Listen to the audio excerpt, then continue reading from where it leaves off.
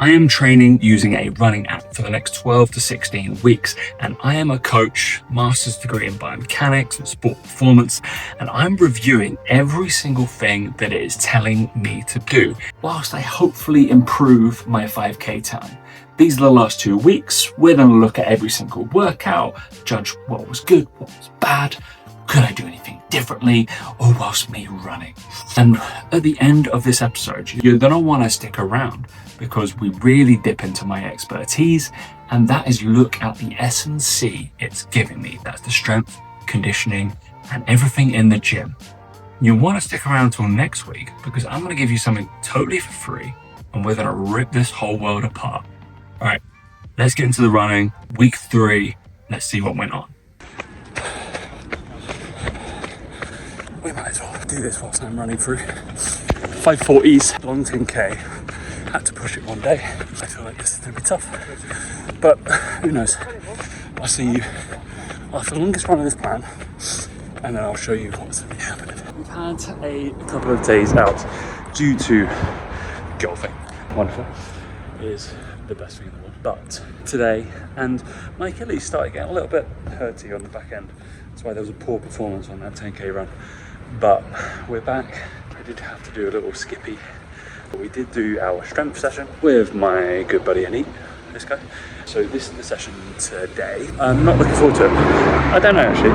It's probably a lot more rewarding than what it'd normally be. So we have, I think it's either 1K or 8, then a bunch of 4s, and then a bunch of 2s. I'm really looking forward to that. It's stuff that I've written in the past, stuff that I've done in the past, probably not for like a couple of years, in terms of interval-based descending training with less rest, less load, but different variants of pacing. Ooh, basically race pace, or ideal paces. So I guess let's do this. See you on the other end. All right team, welcome back. I've just completed the horrid run, but I'm about 130, 140 back in after my last set, and I just want to show you this. This is true fitness. What I didn't talk about today in the coaching group was I'm back in zone 2 after about 90 seconds, which we should do a little talk on really in terms of recovery protocols and start breathing mechanics straight away. But horrid, but much more enjoyable than the tempos that I had the other day, or the progressively faster. Don't do that. This, go hit a pace, have a little chill, go hit a pace, have a little chill. So much more anaerobic, it's insane. You guys that can run forever, what the hell? Absolutely horrendous. Right, so what was that? 1.5 warm-up, dips, bounds, look like a tit. Always do for you guys. I'll insert that here, what I actually do for my warm-ups, using, I don't know, Cherry Hawkins or something. And then it was 2x8, 6x4, which I didn't realise was 6. I thought it was 4x4. So that was a nice surprise. And then it was 5x2s, which was just like 1K hard, isn't it? So pretty much at target pace. So recovery good, heart rate's all there, hit all my targets. I'm going to finish my little jog out, and we'll see you soon. Let's get into both of those runs. Okay, obviously not ideal week. Everything was going on. I played a bit of golf. I trained with my buddy Anit, as we said, Tim at his wedding. But let's get into these two. This is exactly what we said in the previous episode. I know where my weaknesses lie. And these are two completely different energy systems in terms of what we're trying to create. We have one, the 842s, obviously that I did a few days afterwards, after some golfing, that's absolutely fine. Similar kind of weather on both of these, by the way. Completely different sustained efforts. We had 800s, 400s, 200s. How many did we have? I'm not too sure. 1, 2, 800s, then 1, 2, 6, 400s, 1, 5, and then 5 200s. Perfect. And I've hit 12 out of 13 pacings. Absolutely banging. And then actually for the last couple, I've just gone for it. The 200s were too slow, to be honest. Flip the switch. Something I really suck at, and I know I need to improve at, is this progressive run. Hitting that first 3K, absolutely fine. Settled into that race pace, absolutely good. The second, the 1.62, I had to back off. That was meant to be a full 2K. I think it was meant to be a 2K. I couldn't sustain that effort for that long. And then the last one, I had to go even faster. I was done, absolutely done. I don't know if it was a case of fatigue, I don't know if it was a case it was way too hot that day, or this was just simply too hard too soon. According to my heart rates and my data and what I can pace, for sure, I should be able to do this. But perhaps on the flip side, I shouldn't be able to run the 842s as comfortably. So finding that middle ground of where you suck most is definitely something that you're going to be able to do. But it doesn't seem after a couple of weeks, we're going to realize that as a coach and go, oh, cool, I'm going to have to change this around, because we're going to have to make more of a conscious effort to do these sustained efforts, like on this progressive 10K, rather than the 842s, which you've got in the bag, you're comfortable at. We know we can run that fast. We know we can rest and recuperate and go. We don't appear very good aerobically. We probably need to build the base and shift anaerobically a little bit more, rather than building a VO2 max and going super high. We're gonna have to get those kind of zone 2s, zone 3s, zone 4 efforts better, rather than the zone 5, zone 5Cs, all those kind of things. That's where my head is thinking, will runner cooperate? I am about to go to, I think this is run 2 of the week. Very exciting. I have off-put it slightly because of work life. It is a broken mile, whatever that really means. I think I've got like 1.2k at a pretty hard thresholdy, pacey thing, and then I get to rest for a little bit, and I hit 400 meters a little bit harder than that. So this is something I am not looking forward to. There's the camera there, but we digress. But my first notes so far are that the running volume is a little bit high, and I feel like possibly struggling to keep hold of it, but we'll find out. And I will do a sweaty video as I walk back up my stairs in 2 minutes. You Queen Elizabeth, wonderful. As you can probably tell by my slovenly look, any sweat? No, we're okay. Just completed. I'm actually in my recovery run right now. Oh, get jogging, sorry. But I thought I'd stop and pause this and do this. Make sure nobody's still on my phone. No, we're all good. As suspected, I actually found that okay. So, interval work, this is where we're wondering, it's on the screen now, wherever it is, my data.